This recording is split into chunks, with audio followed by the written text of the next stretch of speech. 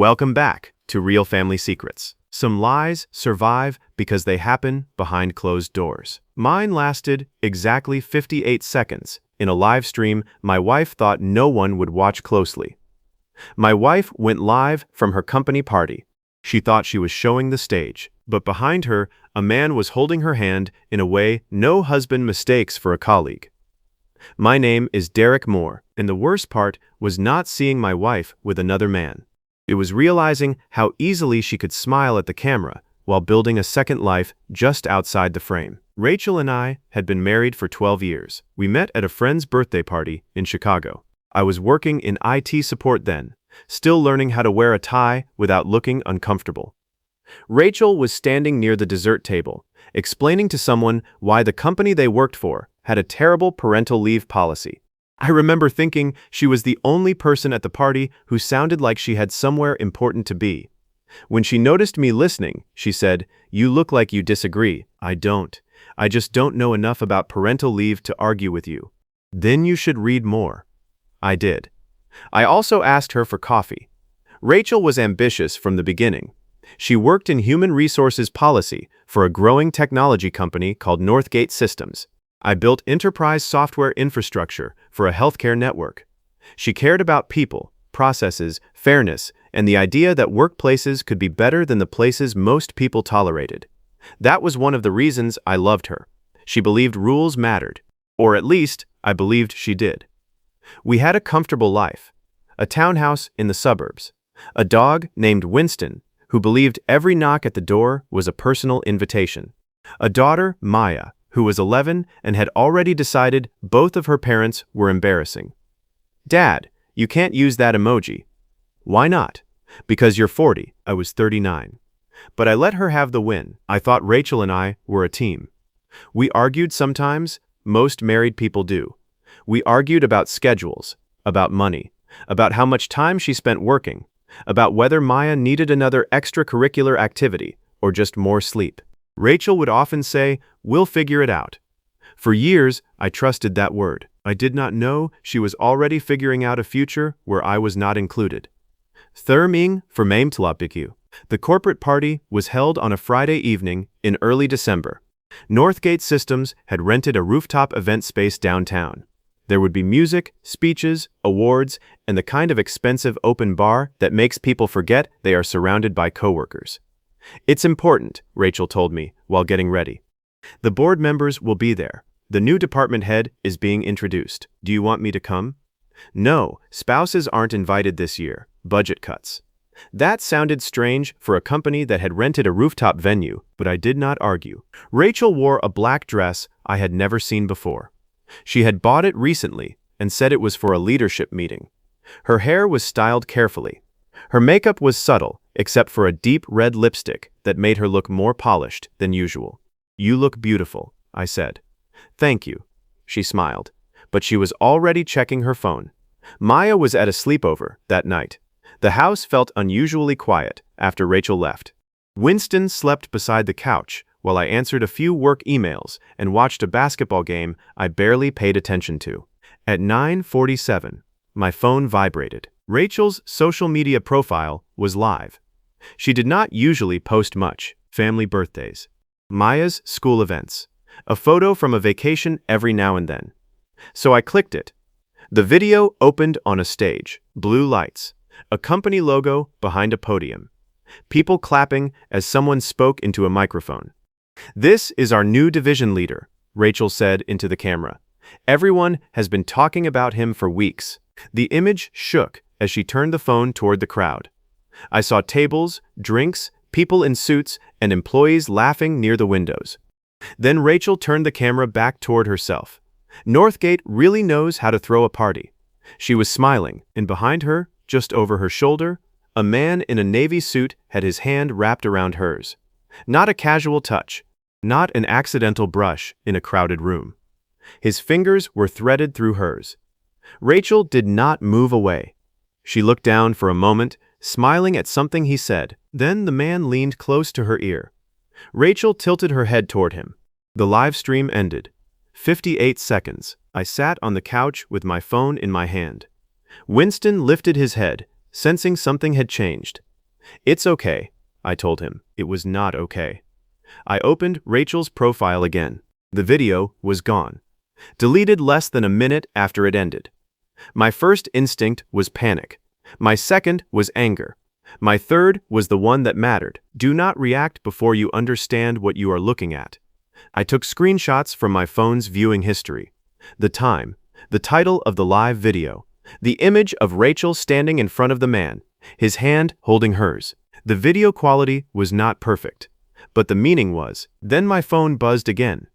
It was a message from Olivia Grant. Olivia was a mutual friend from college. She worked in communications and had been following Rachel online for years. Derek, I'm sorry to send this. Did you see Rachel's live video? Before I replied, another message appeared. I screen recorded it because I thought the accidental background moment was strange. I didn't know whether you were aware. Can you send it to me? Yes, I'm sorry. The recording arrived 30 seconds later. It was clearer than the version I had watched. It showed Rachel's hand in the man's hand. It showed him touching the small of her back when she turned toward the camera. It showed her looking comfortable.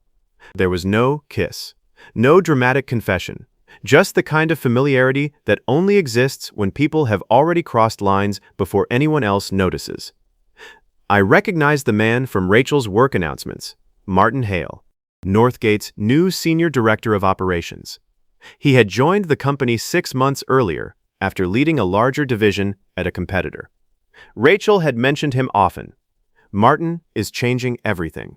Martin wants me involved in the leadership restructure.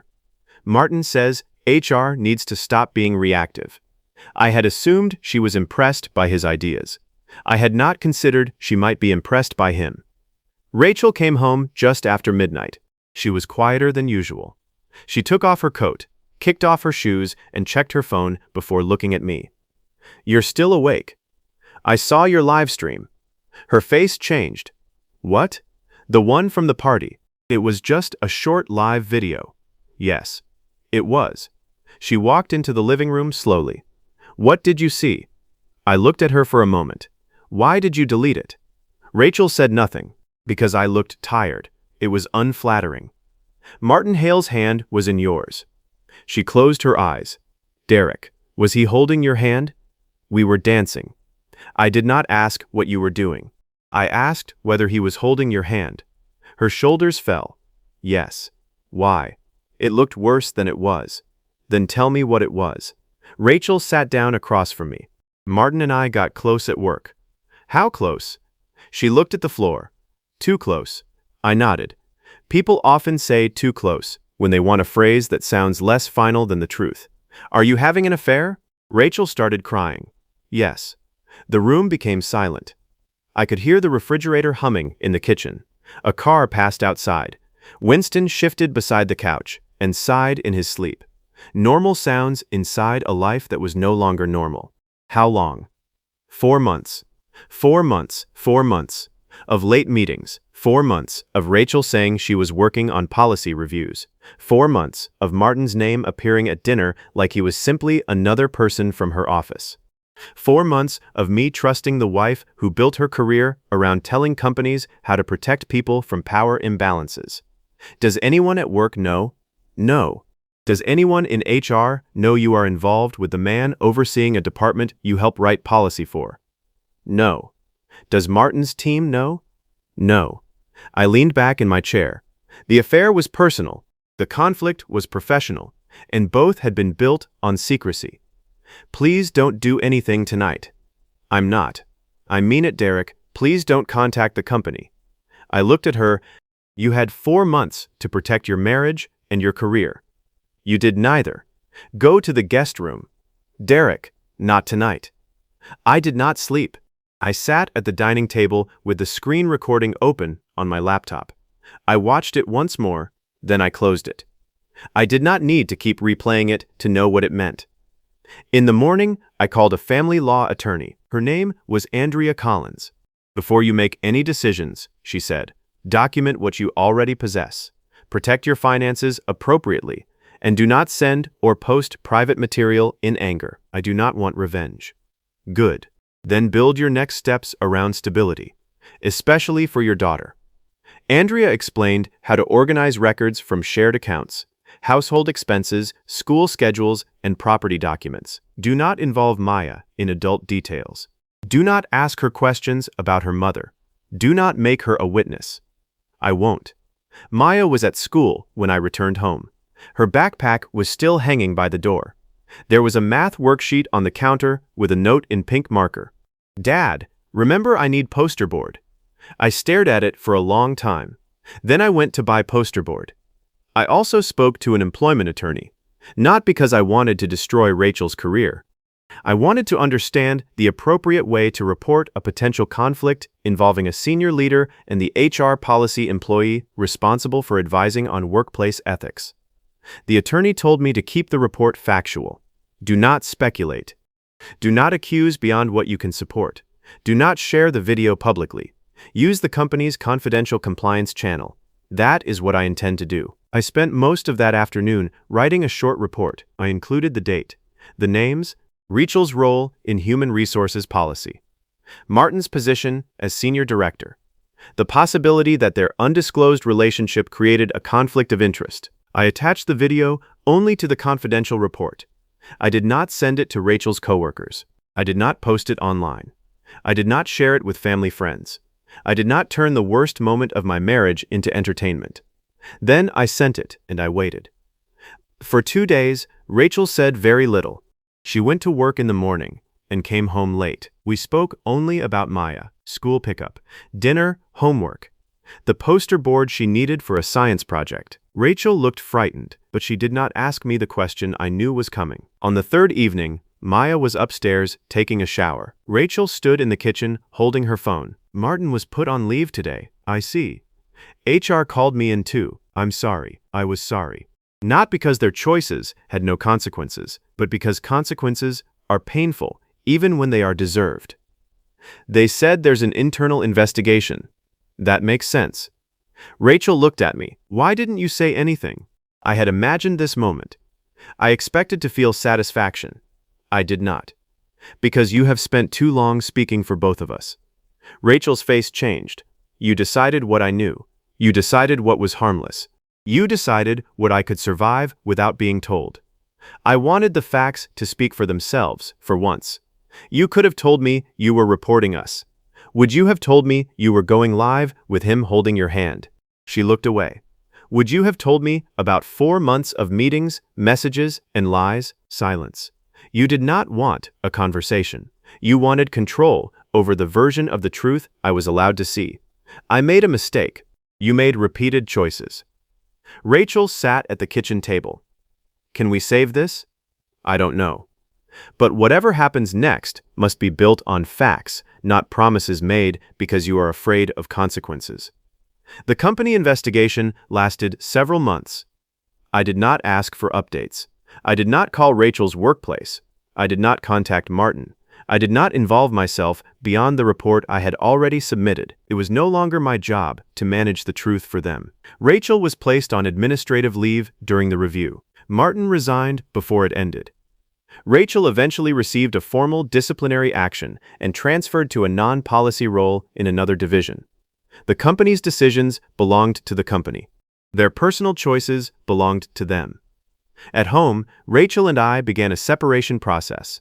There were legal meetings, schedules, discussions about the townhouse, questions about who would stay close enough for Maya to remain in the same school. I did not use Maya against Rachel. I did not tell her why her mother and I were living apart. I told her the truth she needed. Mom and Dad are working through grown-up problems. You did nothing wrong. And both of us love you. Are you getting divorced?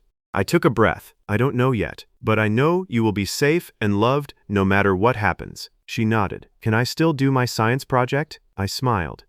Yes, we still have poster board. One evening, a few months later, Maya and I sat at the kitchen table, working on that project. Do you think plants can hear music? I think if they could, Winston would complain about your playlists. Dad, she laughed. I watched her glue small pictures of sunflowers onto a board. The room looked almost the same as it had before the live stream. Same lights, same table, same family photographs on the wall. But I was different. I had spent years believing love meant trusting someone even when their behavior did not make sense. I had been wrong. Love without truth is not trust.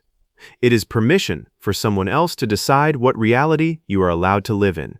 Rachel eventually asked whether I would consider counseling. Not to fix everything overnight, she said. Just to understand whether we can rebuild. I did not answer immediately. I knew people can regret what they have done. I also knew regret is not repair. Maybe someday, I said, but not because you want the consequences to disappear. Only if you are prepared to understand what it means to tell the truth before someone else forces it into the light. Rachel nodded. I understand. I did not know whether she did, but I no longer needed to decide that for her. A year after that live stream, I attended a work conference of my own. A hotel ballroom. Bright lights. People talking too loudly over music. My phone buzzed when a colleague sent a photo from across the room. You made it. In the photo, I was standing by myself near the coffee station, holding a paper cup and looking uncomfortable. I laughed. Then I looked behind myself. Nothing hidden. No secret hands.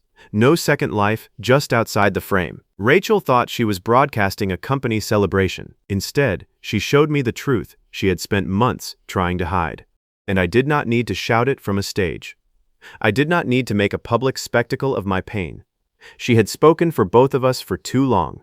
So I let the facts speak for themselves. If this story moved you, subscribe for more stories about betrayal, boundaries, and rebuilding your life when the truth finally comes out. And tell us in the comments, would you confront your spouse the minute you saw the live stream, or wait until you had a clear plan?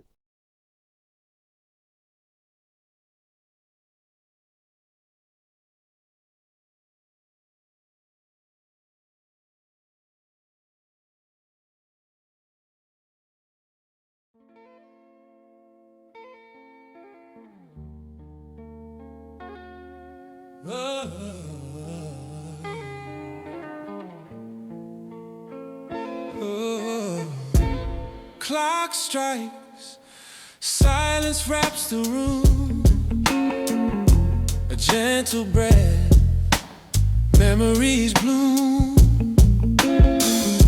In corners where laughter used to spill, you linger here, you always will.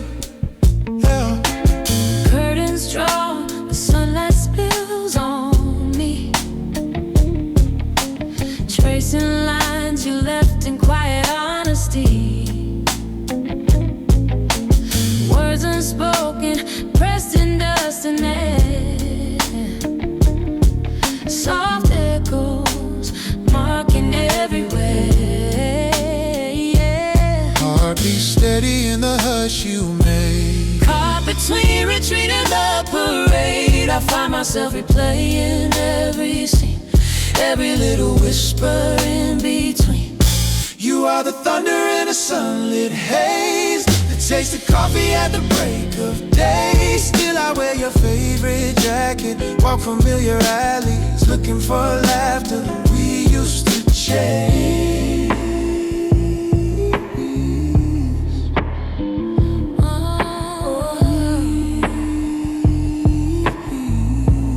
I couldn't bother living.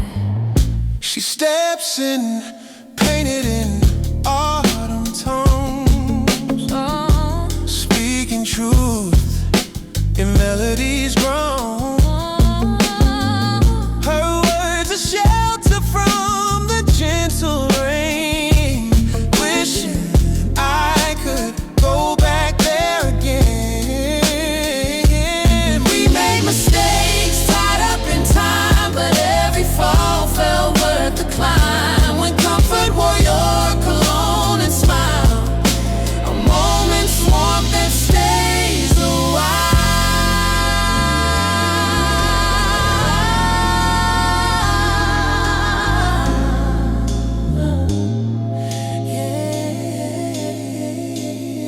You are the thunder in a sunlit haze, the taste of coffee at the break of